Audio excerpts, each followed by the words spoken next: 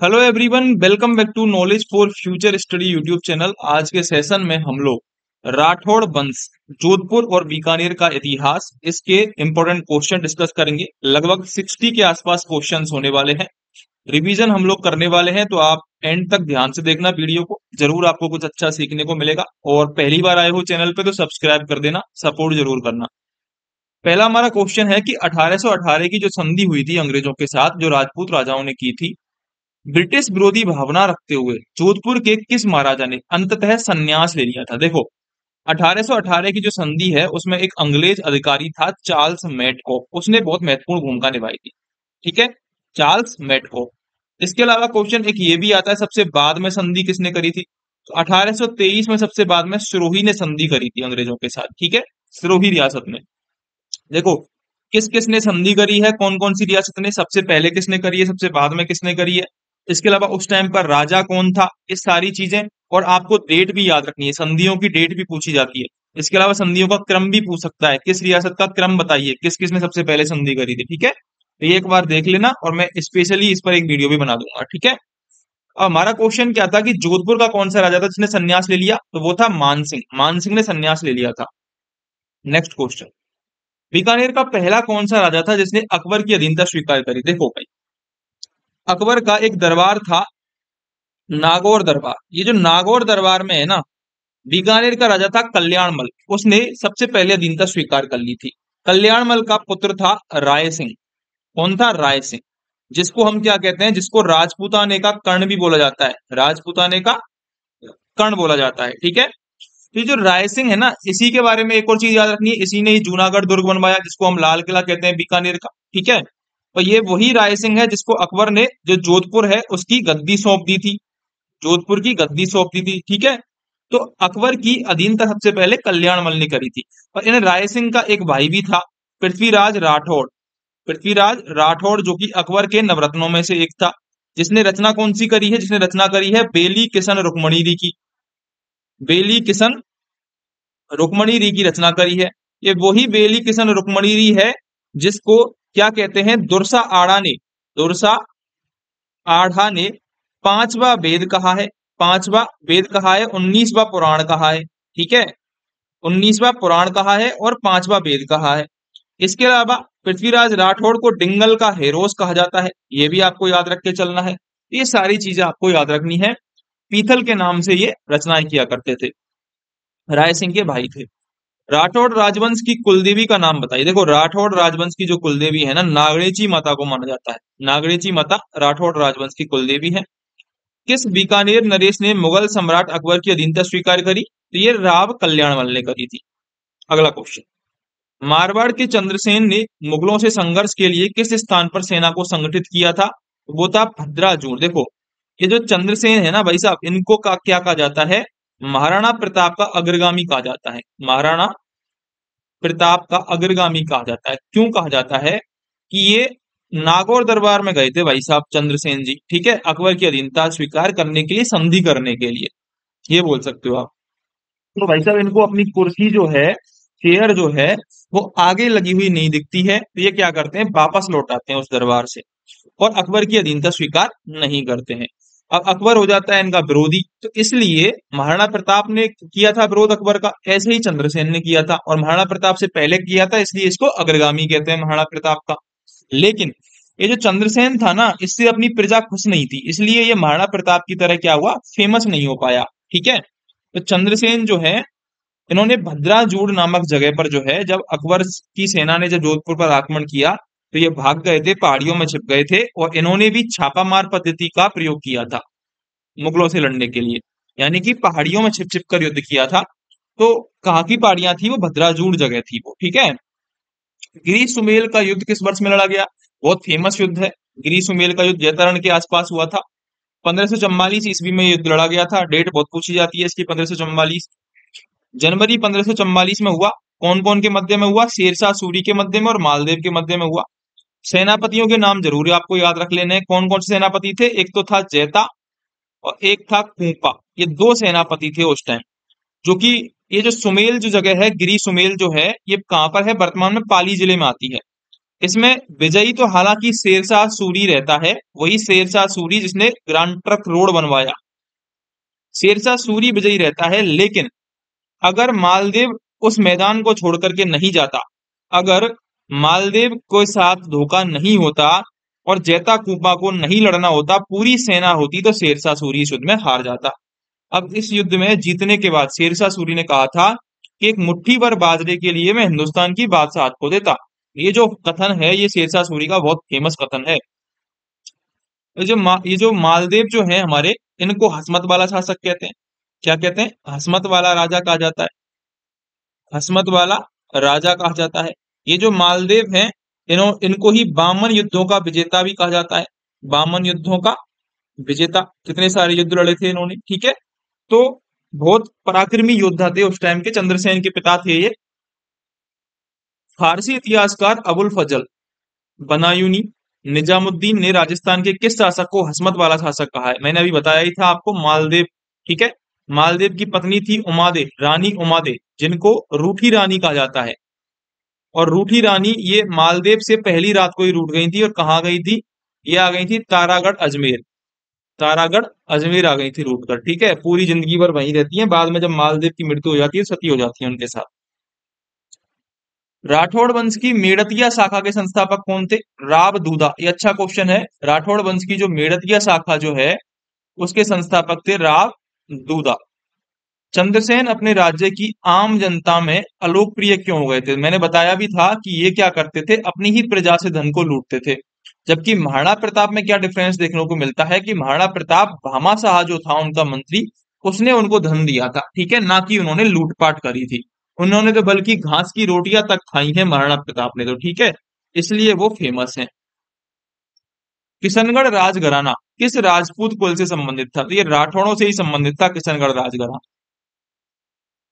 इनमें से कौन सा कथन बीकानेर के महाराजा गंगा सिंह के विषय में सत्य नहीं है? देखो, पहली बात तो गंगा सिंह जो है नरेंद्र मंडल, यानी कि भारतीय राजकुमारों का एक मंडल था, उसके प्रथम अध्यक्ष थे, सही बात है। 1930 का जो गोलमेज सम्मेलन था, प्रथम गोलमेज सम्मेलन, उसमें प्रतिनिधि थे, बिल्कुल ये भी सही बात है।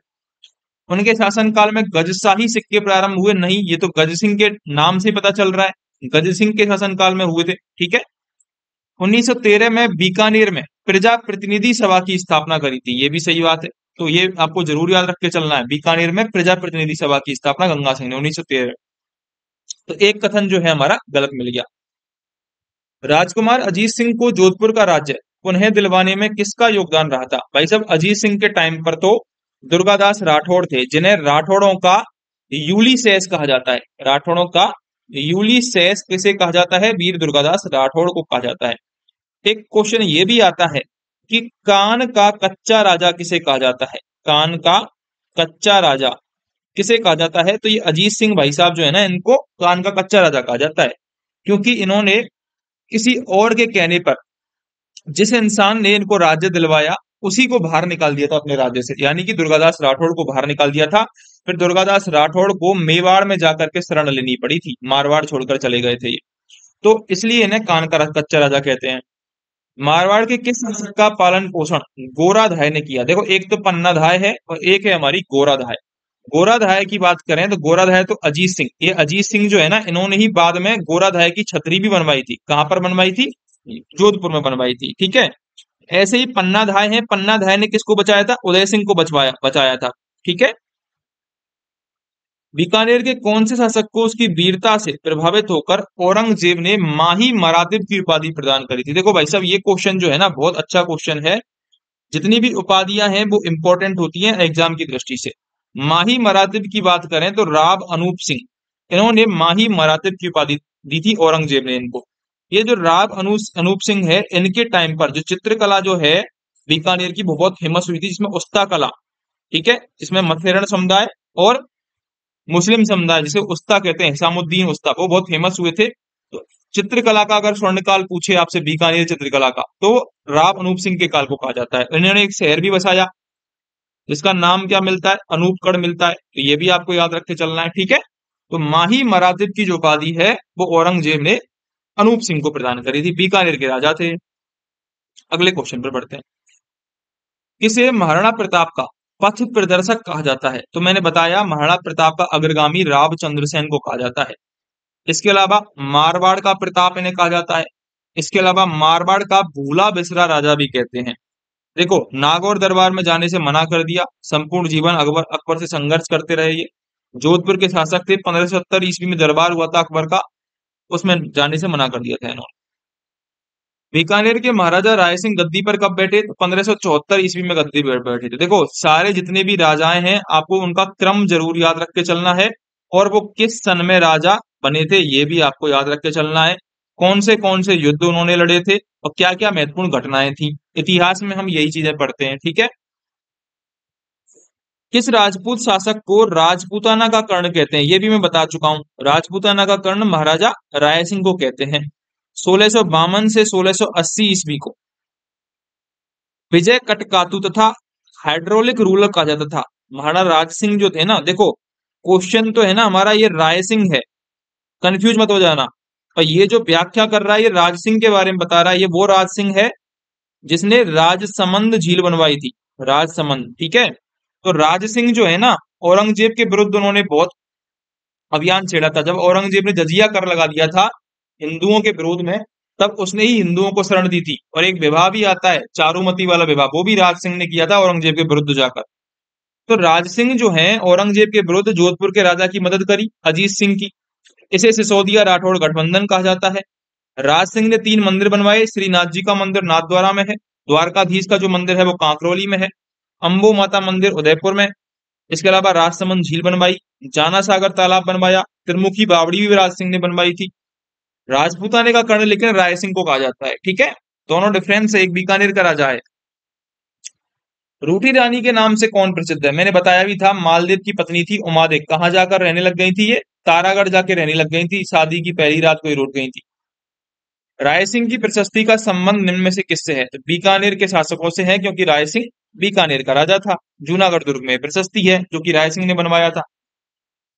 प्राचीन राजस्थान में जांगल प्रदेश का भाग था। तो जांगल प्रदेश जो है बीकानेर का भाग था भाई साहब। और इसकी राजधानी अगर आपसे पूछ ले तो वो थी अही छत्रपुर। अही छत्रपुर, और ये कहां पर पड़ती है? नागौर वाला जो क्षेत्र है उसको अही छत्रपुर कहा जाता है। बीकानेर शासक कर्ण सिंह कौन से मुगल सम्राट के समकालीन थे? तो ये शाहजहां और औरंगजेब के समकालीन थे जो कर्ण सिंह थे, ठीक है। ये आपको याद रख के चलना है। महारानी विक्टोरिया के स्वर्ण जुबली उत्सव में भाग लेने के लिए 1887 ईस्वी में मारवाड़ के प्रतिनिधि के रूप में किसे इंग्लैंड भेजा गया? तो विक्टोरिया का जो स्वर्ण जुबली उत्सव था उसमें प्रताप सिंह यानी कि सर प्रताप को भेजा गया था। कौन जोधपुर राज्य का शासक नहीं था? जसवंत सिंह बिल्कुल थे, अजीत सिंह ये भी थे, अनूप सिंह ये तो बीकानेर के थे भाई साहब। मैंने बताया भी था कि चित्रकला का स्वर्णकाल बीकानेर के का अनूप सिंह के काल को माना जाता है। मोटा राजा उदय सिंह ये भी थे, अकबर ने मोटा राजा उदय सिंह को बनवाया था राजा। तो अनूप सिंह बीकानेर के थे। मारवाड़ के राठौड़ वंश का संस्थापक कौन था? राव सिंहा, ये मारवाड़ के राठौड़ वंश का संस्थापक था। महाराजा तख्त सिंह मारवाड़ के राज्याभिषेक के उत्सव में कौन सा पॉलिटिकल एजेंट शामिल हुआ था? तो तख्त सिंह जो है ये वही है भाई साहब जो 1857 की क्रांति के टाइम पर इन्होंने अपनी सेना भेज दी थी। कैप्टन हीथकोट, आपको याद आ रहा होगा, ठाकुर कुशाल सिंह का बिथोड़ा का युद्ध लड़ा था, ठीक है, चेलावास का युद्ध लड़ा था, गोरो कालो का युद्ध जिसे कहते हैं। तो लॉर्ड लुडलो ये शामिल हुए थे इसके राज्याभिषेक के उत्सव में। महाराजा जसवंत सिंह के राज्यारोहण के समय कितना मनसब दिया गया था? 4000 जात दिए गए थे, 4000 सवार दिए गए थे। जोधपुर और जैसलमेर के शासकों के मध्य पोकरण के अधिकार को लेकर जो विवाद था उसका निपटारा किस शासक के काल में किया गया? शाहजहां के काल में किया गया था। राव जोधा ने किस वर्ष मंडोर को विजित किया था? तो 1453 ईस्वी में राव जोधा ने मंडोर को जीता था। मारवाड़ के किस शासक ने अकबर की अधीनता स्वीकार करी थी? तो मोटा राजा उदय सिंह। 1583 में अकबर द्वारा उदय सिंह को मारवाड़ का अधिकार दिया गया। मारवाड़ का पहला शासक था जिसने मुगलों की अधीनता स्वीकार करी और वैवाहिक संबंध भी स्थापित करे थे अकबर के साथ। बीकानेर के किस शासक ने गिरी सुमेल के युद्ध में शेरशाह की सहायता करी थी? वो राव कल्याणमल थे, ठीक है। क्योंकि जो मालदेव थे इन्होंने राव जैतसी को हरा दिया था, राव जैतसी को हरा दिया था, इसलिए कल्याणमल ने अकबर की या फिर मुगलों की सहायता करी थी। सॉरी, अकबर की नहीं, शेरशाह सूरी की सहायता करी थी। मालदेव के विरुद्ध जो हमारा ग्रीष्ममेल का युद्ध जो होता है 1544 में, जिसमें जैता और कूपा लड़ते हुए मारे जाते हैं। तो 30 क्वेश्चन हमने अब तक डिस्कस कर लिए हैं राठौड़ वंश के। बचे हुए 30 क्वेश्चन हम नेक्स्ट वीडियो में डिस्कस करेंगे। होप आपको अच्छा लगा होगा। अगर अच्छा लगा है तो सब्सक्राइब कर दीजिए, शेयर कर दीजिए दबा के। धन्यवाद।